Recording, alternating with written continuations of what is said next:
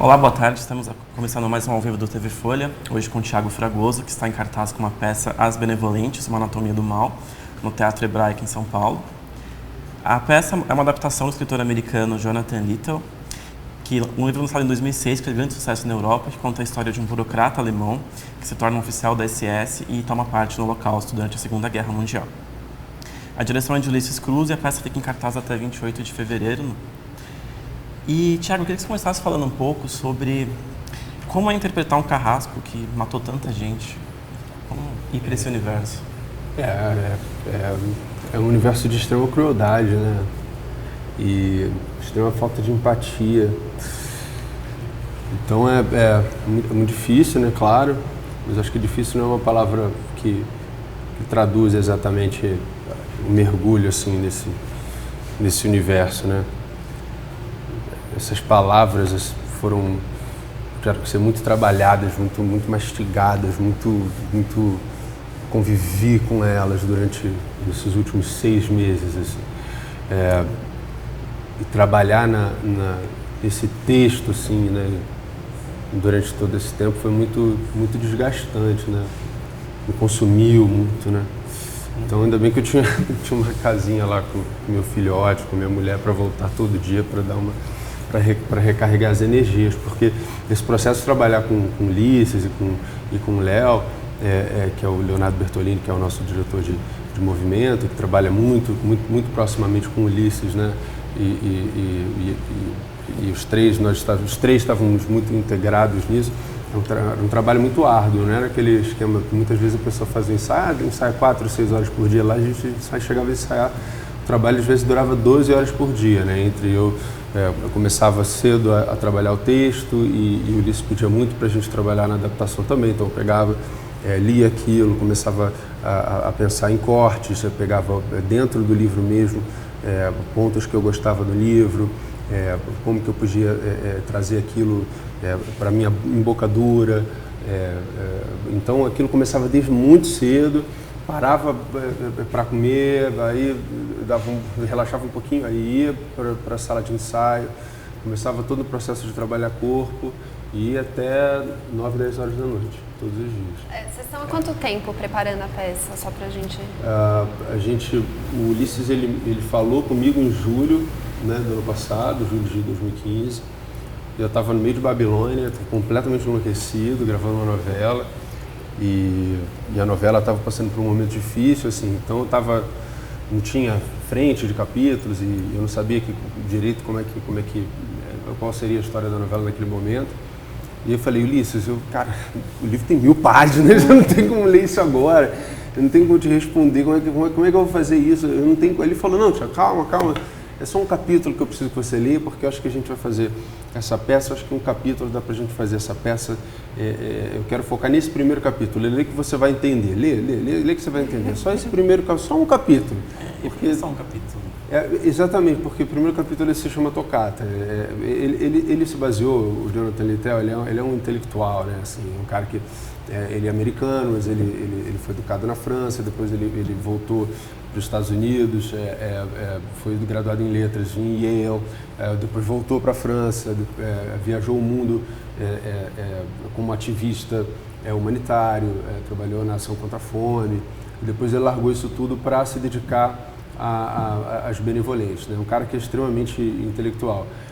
E ele deu inclusive o primeiro projeto de livro dele era um livro em 10 volumes que ele queria fazer, mas ele largou porque ele achou que era muito megalomaníaco o projeto.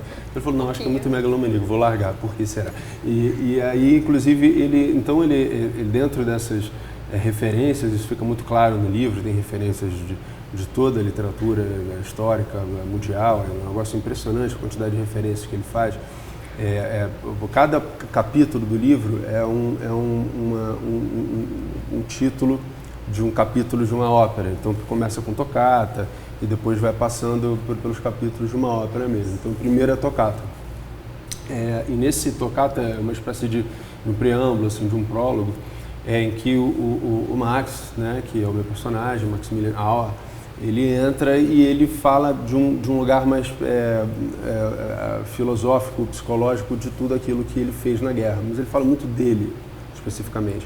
e não fala historicamente, porque isso era uma coisa que a gente queria. A gente não queria que fosse uma peça histórica. A gente não está lá para contar a historinha da Segunda Guerra Mundial para ninguém. E é uma coisa que eu falava muito para o Ulisses, e uma coisa que ele também queria. A gente falava, cara, a Segunda Guerra Mundial é o assunto mais esgotado do século passado. Então, como é que a gente vai falar sobre isso sob um ângulo que as pessoas não tenham falado antes, que seja algo interessante? Então, é a ótica desse personagem. E esse primeiro capítulo é exatamente isso. É um capítulo conciso que esse cara basicamente está falando com o público. Você começa a ler esse livro e ele está falando diretamente com você coisas pesadíssimas, bárbaras, horríveis, mas de um ponto de vista frio, de alguém que não se arrepende do que fez, mas que também acha absolutamente supérfluo todo o esforço da guerra, tudo que foi feito, e de alguém que é extremamente racional e extremamente inteligente e que questiona aquilo tudo. Então é terrível ouvir aquilo. E ao mesmo tempo é algo pungente e é algo artisticamente muito interessante de ser feito. Então esse primeiro capítulo era bom, porque não tinha 1000 páginas, então, né, para começar tem 100 e poucas páginas. E quando eu li esse primeiro capítulo eu realmente achei muito legal. Aí, obviamente depois eu fui ler, né, o livro inteiro, porque eu não conseguia, né, você tem que embarcar na história toda, mas aquilo foi muito interessante.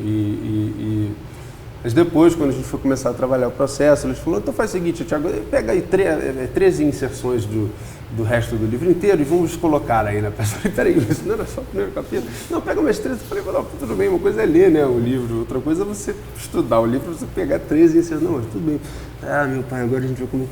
E aí é uma coisa muito maior, porque como também você trazer lampejos dessa guerra, e da vida desse personagem, que sejam interessantes, né, para o público, mas também ao mesmo tempo que não fiquem históricos e que não fiquem que possam flertar um pouco com esse teatro épico, porque a gente não está fazendo algo psicológico, a gente não está se preocupando em fazer um teatro aristotélico nesse sentido. Não há uma narrativa, nasci, cresci, me desenvolvi, não tem nada disso. É filosófico mesmo. É filosófico e é épico no sentido de que você vê várias cenas fragmentadas, né? Quer dizer, mesmo esse primeiro capítulo poderia ser uma coisa, ok, esse cara senta e conversa com você, poderia ser isso, mas não é isso que se transformou. Se transformou em algo fragmentado, porque existem várias cenas e várias cenas da guerra. Esse discurso dele é interrompido por momentos que são vários outros personagens que estão falando com você. Ele dialogando com outras pessoas que não são ele. Então eu faço o Max, mas em alguns momentos ele está falando com outras pessoas. Né? Ele dentro da própria lembrança dele, né? Ele está tentando escrever aquele livro, está tentando lidar com aquelas memórias e ele é avassalado por essas memórias no momento que ele está tentando fazer isso. E é isso que a gente vê em cena. Então, nesse sentido, flerta muito com o teatro épico, porque a gente está querendo causar uma reflexão na plateia, uma reflexão racional. O Ulisses, ele brinca, ele criou um termo que ele diz, tem muito stand-up comedy, né? Seria um stand-up tragedy, entendeu? E tem muito isso. Então é um diálogo direto com a plateia, mas não é algo psicológico, não é algo também careta de tete-a-tete. O cenário é absolutamente desconstruído. Então a Verônica, que criou o nosso cenário, ela criou uma instalação praticamente, e é uma instalação que vai sendo montada ao longo dessa peça, né? E que há toda uma metáfora para isso. Então ele começa-se com o Max escrevendo esse livro de uma forma muito alegórica, né? Com essas páginas, sendo páginas gigantes, né? Com umas lousas grandes de madeira que eu estou escrevendo. E isso some em algum determinado momento e umas estacas enormes vão entrando em cena, que é uma instalação que eu vou montando ao longo do espetáculo. E isso vai causando uma exaustão enorme, vai trazendo uma sensação também de opressão para o espectador. E isso é muito difícil para mim, é muito difícil para o espectador, é muito difícil para todo mundo, tem uma coisa a ver com essa história, como é que foi mergulhar nesse universo. Eu recrio essa sensação toda vez que eu faço o espetáculo. Sim. Então é punk, cara. Thiago, e até essa questão de que esse é o primeiro monólogo também, né? E o que muda É uma peça densa sobre um assunto difícil e você tá sozinho no palco. Como que tá sendo essa experiência? Dá medo entrar sozinho no palco? O que muda no ensaio, na apresentação? Na continuidade do espetáculo, você tá ensinando sozinho? Muda sim, porque você quando tá... Tem uma das coisas mais prazerosas também, né? E mais básicas, né, do teatro, que é a contracena, né? E você, quando tem outro ator, você divide essa responsabilidade, você divide esse prazer, você divide tudo, né? Você não manda muito bem, não, tudo bem, mas tem uma outra pessoa ali que me ajuda, depois levanta um pouco a minha bola, ou se está caindo um pouco o ritmo do espetáculo, eu posso tentar levantar um pouco tentar dar um pouco mais de ritmo e a pessoa vai entender. Quer dizer, se você, tudo isso pode ser dividido com outra pessoa. Quando não, a responsabilidade é completamente sua. Então, esse é o primeiro ponto, né? Mas não só isso, o lugar onde eu estou fazendo o espetáculo traz uma responsabilidade muito grande, né? E isso, né, aliado a esse fato de ser um monólogo, para mim é muito importante e é crucial nesse sentido. Então, eu fico realmente muito nervoso, assim, né? Eu tenho que dar o meu melhor todos os dias, eu tenho que fazer esse monólogo, eu tenho que fazer essa peça com sentido, eu tenho que fazer isso,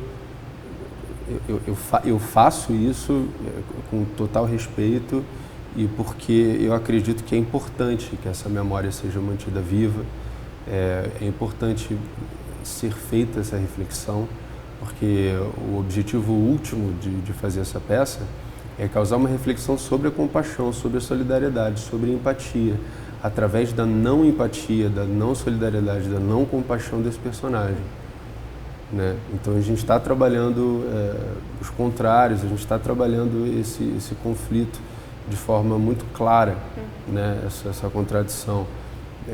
Mas o objetivo é o objetivo contrário, é a gente olhar para aquilo e a gente ver, somos todos humanos e o que a gente está fazendo do nosso lado, com a nossa compaixão, com a nossa empatia, para que esse tipo de coisa não se repita, né? O que nós temos de diferente das pessoas que causam esse tipo de aberração, de atrocidade. Por que você acha que esse tema da maldade atrai tanta atenção até hoje? Porque é o tema da morte, né? É aquilo que... É a velha história do conflito, né? Não é história sem conflito, né? Não há filme, peça, nada disso sem conflito, né? E o conflito, no final das contas, ele está muito associado ao mal em si, né? Claro que existe aquele conflito muito sofisticado, que ninguém é mal aqui, né? Tudo, na verdade, uma série é uma incomunicabilidade, tal. Existe isso também. Mas a maior parte das vezes o conflito está associado ao mal, e o mal está associado à morte, né? E essa fascinação, e fascinação no sentido de face, porque a face do mal, que a gente fica paralisado com isso um pouco, é por causa disso, é a paralisação que a gente tem diante da morte, diante da possibilidade disso ter um fim. E o que isso significa? A gente não entende, a gente não consegue entender. E o próprio personagem fala sobre isso. E essa busca de tentar lidar melhor com isso, acho que por isso que isso causa tanto interesse, né? E aí tem a doença também disso, né? Tem a pessoa que tem a coisa da morbidez, que eu acho que é uma coisa que não é muito saudável, tem a coisa do sadismo, que também já não é muito saudável, mas não é nem nisso que eu estou entrando, né? Eu acho que esse fascínio, a priori, ele é muito por causa disso. A minha vontade de investigar o mal, fazer essa anatomia, né, do mal, que é o subtítulo da peça, é muito por isso, porque a gente está todos os dias lidando, né, como ator, a gente lida todos os dias com isso traz um sofrimento enorme para a humanidade, né, e a gente é sempre muito reducionista quando a gente fala, mas por que isso acontece? Como é que a gente está sempre lidando com esse tipo de calamidade, de atrocidade, de barbárie. Por quê? E a gente sempre é reducionista no sentido de que a gente responde, porque são maus, porque isso é mal. E a gente não dá esse passo além, a gente não vai e fala, não tenta entender, não tenta chegar nessa resposta. E quando eu comecei esse processo, eu fui tentar ver qual é a ótica que eu vou explorar esse mal. Porque eu não posso responder se é daí que eu estou partindo, eu não posso responder, porque é mal. Não, então eu vou saber por quê. E o ângulo que eu achei, que para mim foi muito bom, foi esse ângulo da empatia. Que o mal é a falta de empatia, a falta absoluta de empatia. Falta de capacidade de enxergar o outro, de perceber a necessidade do outro e ter uma reação emocional compatível com aquela necessidade. Tiago, você pontuou também a questão da responsabilidade de estar apresentando, só para a gente contextualizar, para quem está assistindo, que é no Teatro do Clube Hebraica, que é um clube judeu, né? E então, qual é a responsabilidade de você estar encenando uma peça que não está recontando o nazismo, mas é uma ótica de um carrasco no nazismo? E também queria que você falasse um pouquinho sobre os espectadores. Com certeza, né? Muitos judeus assistiram a peça, se eles comentam com você, relatam alguma experiência após assistir. É muito, então tinha essa preocupação, né, de como isso vai ser percebido, né, porque eu estou fazendo pela ótica do carrasco, eu estou fazendo, um oficial da SS que não se arrepende do que fez, apesar de achar supérfluo, de achar que não era necessário, ele diz, eu não me arrependo, porque ele não tem compaixão, não tem isso. No meu lugar você faria também, no meu lugar ele você disse. também faria. Ele acha, não, estava só fazendo um trabalho, então, que é uma coisa terrível, né? Mas é o que ele diz. Mas eu estou ali falando para pessoas que têm isso muito próximo delas mesmas, né? Que tem isso na própria família e às vezes passaram por isso pessoalmente.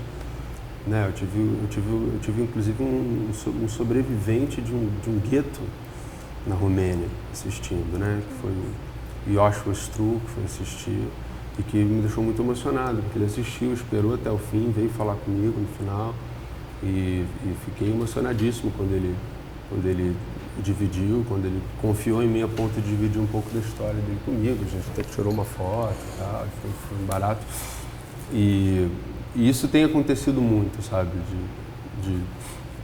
dessas pessoas que passaram por isso, que tem esse tipo de tragédia familiar, de irem assistir e de verem, de compreenderem essa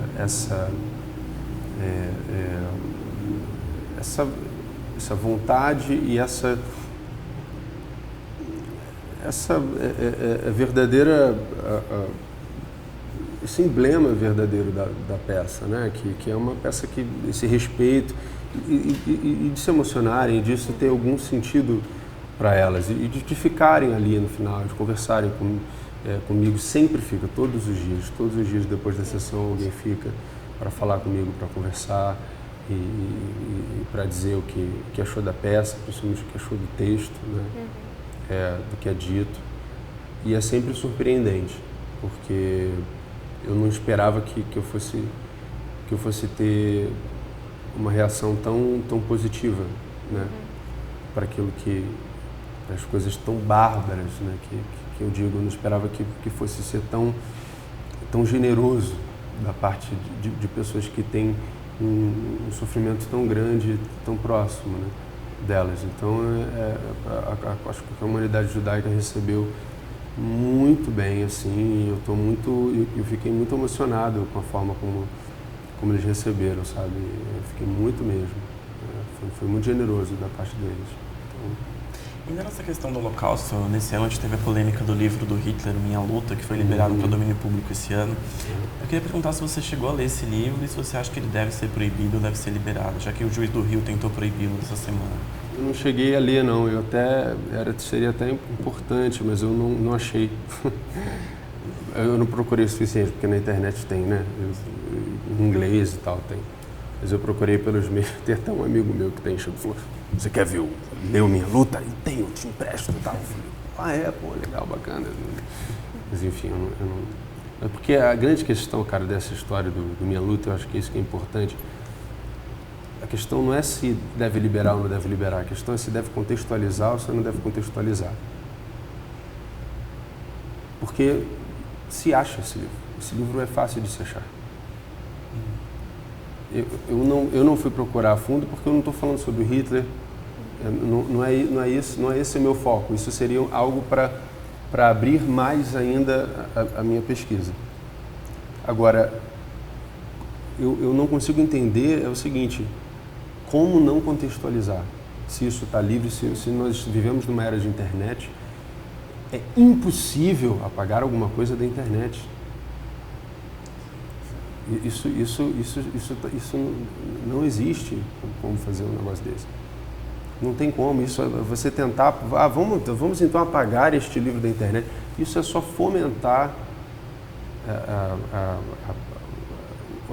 doença, o fanatismo desses grupos de ódio neonazistas e que tem isso, esse livro, e que adotam o Mein Kampf como um livro, como o livro que o Hitler escreveu de forma estrategista, porque ele escreveu esse livro na hora que ele percebeu que o golpe o militar não iria funcionar, e ele falou, não, eu preciso partir para a área política, e aí ele resolveu escrever esse livro e depois ele ficou. O Rum não quis continuar com a área militar, ficou tentando durante algum tempo e ele falou, não, vou tentar por meios políticos, e foi ali que ele conseguiu começar a dar a virada dele.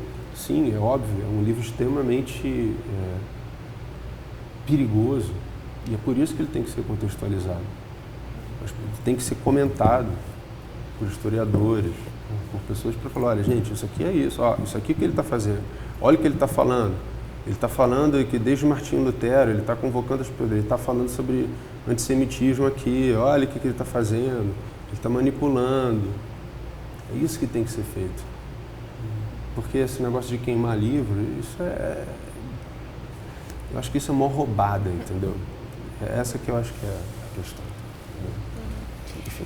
E também para a gente fechar essa questão de falar do nazismo, você acha que é importante ainda assim, que você falou um assunto já batido, mas é importante lembrar, você está sempre trazendo à tona dentro das artes, no seu caso no palco, lembrar o que aconteceu? Sim, claro, porque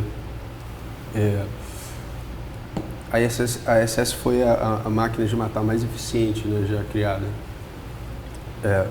Claro que houve outros genocídios, né, terríveis, atrocidades terríveis, mas foi uma fábrica de matar, né, em termos de...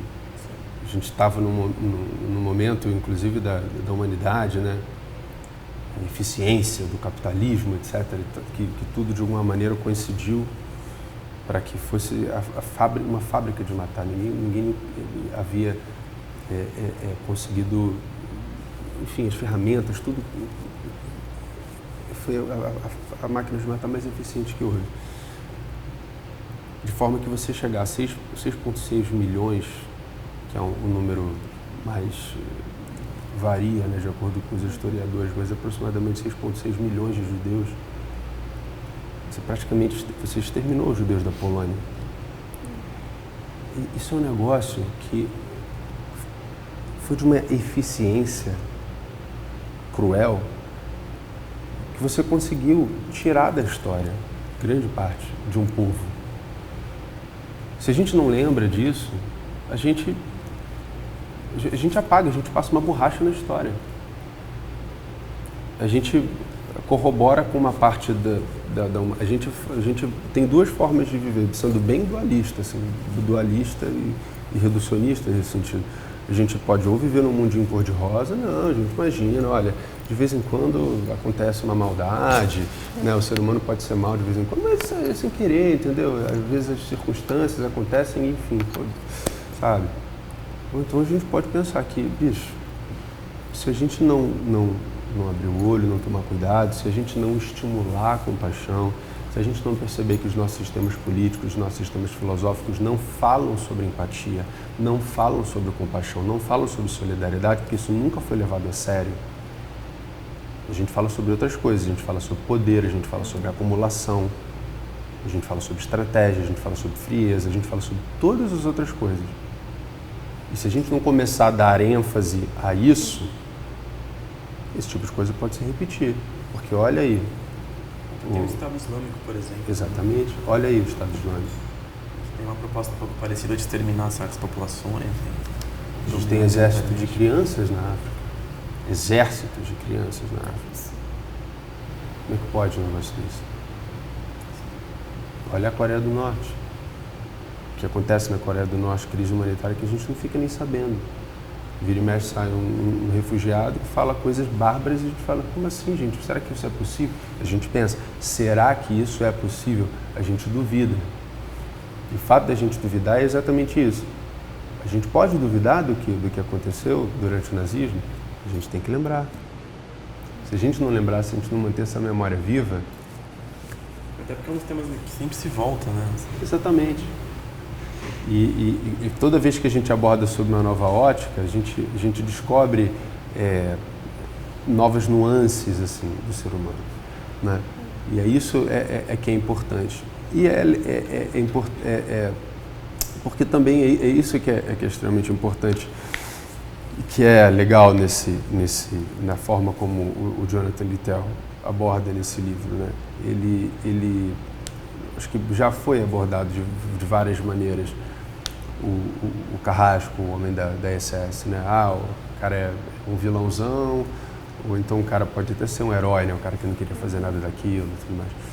Mas dessa maneira, que ele não é nem um herói nem é um vilão, porque assim, não, ele não era o psicótico que saía matando todo mundo, estava em casa planejando e falava, eu quero matar tantas pessoas. Não, ele não era assim. Ele era um burocrata que estava lá na casa dele, aí um dia foi, assinou um papel, e aí quando ele viu, um amigo dele falou, vamos para SS, vamos, claro, mas o que é SS? Não, um negócio aí que você vai só assinar os papéis e ter que fazer uns relatórios, mas nada demais. Aí quando ele viu, ele estava no meio da guerra, e quando ele viu, ele estava fazendo aquelas coisas todas. E ele nunca pediu nada disso. E você fala, esse cara é mal pra caramba, mas ele não é o vilão que a gente estava esperando no meio daquela história toda. Ele não é aquele vilão que a gente vê nos filmes, quando a gente assiste os filmes sobre a guerra e etc. Então é interessante ver isso, porque a gente tem que estimular a nossa compaixão, né? A gente pensa sobre um país inteiro dando suporte para um regime desses, a gente tem que entender que um país inteiro não é feito de monstros. E isso é uma coisa que é falada na peça também. O maior perigo não está naquele que é o mal patológico. O maior perigo está naquele que é o homem comum. Que é o homem comum que permite que esses regimes se formem e que dá suporte para esses regimes. Tanto por ação quanto por omissão. Exatamente. Por ação como por omissão. Porque o monstro é sempre uma parcela desse tamanho. Ele que faz as maiores atrocidades, sim. Claro, ele faz as maiores atrocidades, porque ele, em número, é um cara que vai fazer umas coisas terríveis. Mas quem é que dá suporte para esses regimes acontecerem? É o homem comum. Legal. E, Thiago, as Benevolentes também é sua volta aos palcos paulistanos, né? Depois de, se não me engano, 7 anos que você tinha estado em cartaz aqui da última vez no Sesc Pinheiros. Como que tem sido essa rotina aí de ponte aérea, de ensaios, de vem na sexta, volta domingo? Eu queria fazer mais vezes, eu queria fazer pelo menos de quinta a domingo, assim, acho pouco fazer de sexta a domingo.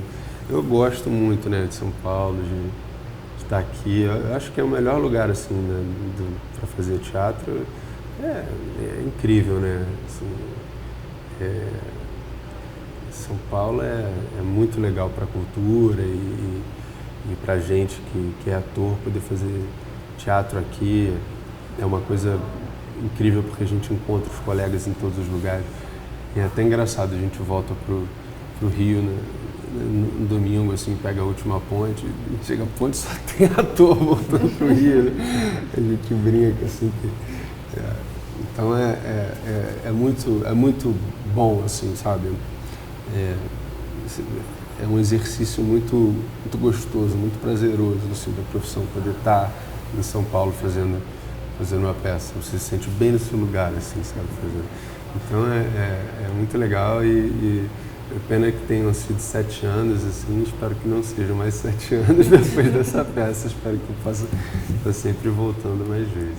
Assim, e também a sua volta aos palcos depois do acidente no musical Xanadu, onde você caiu e ficou uns dias internado, você ficou mais cuidadoso depois? Tem algum receio de ter algum acidente do tipo? Acho que na vida, né, em si, né, mas eu como ator, eu sou muito entregue, eu sou muito fervoroso, assim, sabe? Então, acho que a própria peça é muito prova disso, sabe? É uma entrega e uma exigência física muito grande. Quem assistiu e quem for assistir vai ver isso. Essa coisa toda da montagem do cenário e tal, é muito exigente, assim. Então, Ele até que se você machucou os pés, tem que andar nos buracos do cenário. no início eu tava todo dia, eu me arrebentava, tinha hora que eu tava todo sangrando, não sei o quê, uma coisa, era sangue, suor e lágrimas, assim. Aí agora eu já tô conseguindo pelo menos não me arrebentar inteiro, eu só fico exaurido. Aí eu comecei a usar uns esparadrapos, não sei o quê, os pontos assim mais perigosos, eu consegui começar a me proteger e também a entender tecnicamente, né? Porque como o cenário é um cenário difícil, assim, né? Porque tem 25 buracos grandes, assim, eu me mexo de um lado para o outro, tal, rápido, tem umas coisas. E você não vai ficar andando olhando para o chão, então você tem que entender aqui, até você entender aquela história. Tem uns módulos também que eu tiro, arranco do chão e boto. Então às vezes ficam uns vãos, assim, tem todo uma questão, assim, tem muita coisa ali que até você entender, aí na hora que você entende, fala, não, agora eu estou entendendo. Aí entra a luz, aí quando entra a luz fica tudo escuro, entendeu? Aí até você entender a luz, não, peraí, calma, não, agora eu entendi. Aí você tem, é quase treinamento de lutador, sabe? Bota o Daniel San, só fez tudo com a venda, tem que aprender a fazer tudo de olho fechado, entendeu? Aí depois você faz tudo de olho fechado, tudo certo. Aí você sabe fazer Faz um Jedi. Peça. Cara, exatamente. Tu tem que fazer Jedi a parada. Aqui está o buraco. Então, mas é isso. Aí agora eu tô Jedi na parada. Então, não tem problema.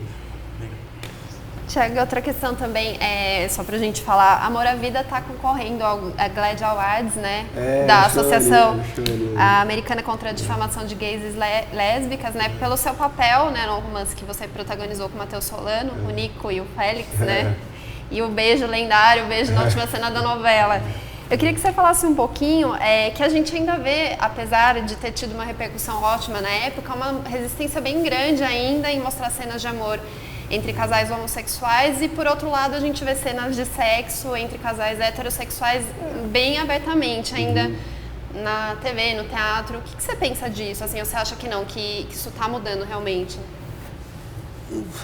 Eu não sei, eu acho que quando a gente fez Amor à Vida, assim, foi uma sensação tão louca, assim, tão grande de vitória mesmo, né? Quando acabou a novela, assim, que a gente achou que tinha conquistado alguma coisa, não sei. E aí depois a gente achou que talvez não. A gente ficou com essa impressão, poxa, mas será que a gente andou para trás? Não, talvez a gente tivesse iludido, talvez a gente não tenha ganho o que a gente achou que a gente tinha, né? Mas eu acho que, na verdade, cultura é uma coisa tão delicada, porque tinha muita coisa assim que estava associada àqueles dois personagens, né? E tem muita coisa também que está associada ao momento do país, ao momento político do país. Acho que tem muita coisa também que fica associada a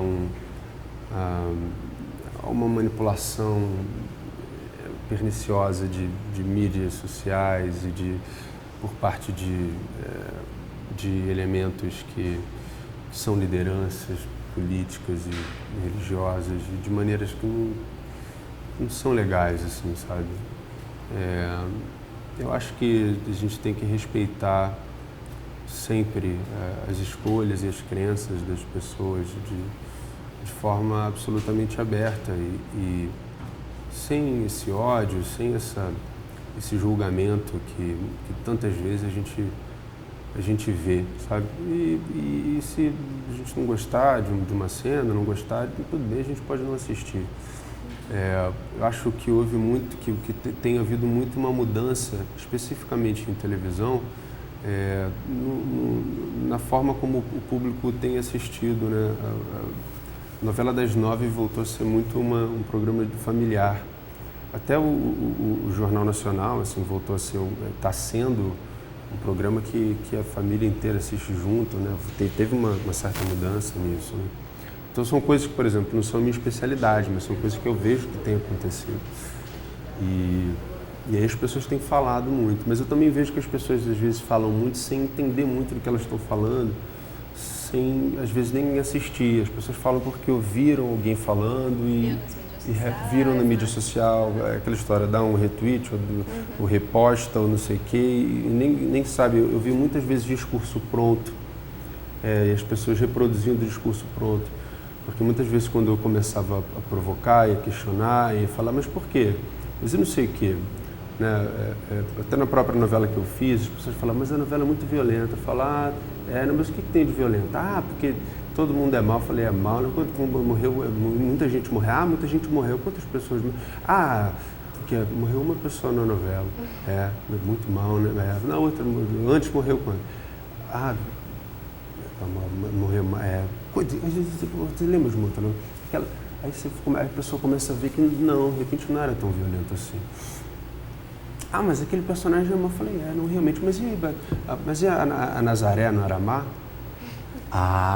Nazaré era má, né, menino? Como ela era má? Você não gostava da Nazaré? Adorava a Nazaré. Então o que houve agora, que hoje em dia as pessoas não gostam mais de coisa má? E as pessoas gostam de coisa má. A gente sabe, a gente está falando disso aqui. Então, o que é que está acontecendo? Houve uma manipulação, por exemplo, em Babilônia, assim, muito esquisita. Um discurso muito formado em todas as áreas, assim, em todas as esferas sociais, que eu achei muito esquisito. E acho que isso reflete, assim, na forma como as pessoas têm assistido TV, porque migrou, tem muita gente vendo streaming, e tem... Então, assim, eu não sei. E aí essa coisa dos casais, né, da forma como a gente vê, se a gente aceita o casal homossexual, se não aceita, a TV aberta acabou ficando com realmente um veículo de massa, né? E a gente fala realmente para pessoas as pessoas que são para a população, para os populares mesmo, e que são muitas vezes mais conservadores, né? E que não aceitam muitas vezes, né, esse tipo de... Não aceitam muitas vezes a homoafetividade, o que é compreensível. Você já se espera, geralmente, quando as pessoas são mais... tem nível superior, não sei o que, geralmente as pessoas aceitam mais. Foi uma coisa que a gente não viu em Amor à Vida, por exemplo. Em Amor à Vida teve esse fenômeno, mas foi um fenômeno de Amor à Vida. Foi um fenômeno daquele casal. Que havia também uma empatia muito grande com os personagens. Até com o Félix, que era um vilão, mas acabou não sendo, né? Entendeu? Havia então, uma empatia. assim, Você acha que isso influenciou também nessa aceitação? Eu acho que isso influenciou muito. O Nico era muito amado também. Nico era muito... Eu nunca ouvi absolutamente nada de ódio, de preconceito com relação ao Nico. Nunca. As pessoas adoravam o Nico. As vovós amavam o Nico. Que teve de caso de gente me falando que, não, eu liguei para minha mãe me ligou, minha avó me ligou e falou, meu filho, eu sei que você tem um namorado, que isso, menino? Não, pode falar para mim, eu assisto essa novela e eu vejo o Nico com o Félix, e eu acho que você pode falar, meu filho, você é assim, sabe, eu vi isso muitas vezes, muitas pessoas vieram me falar, entendeu? E é muito emocionante, é muito bonito isso. mas aquilo foi um fenômeno daquela novela.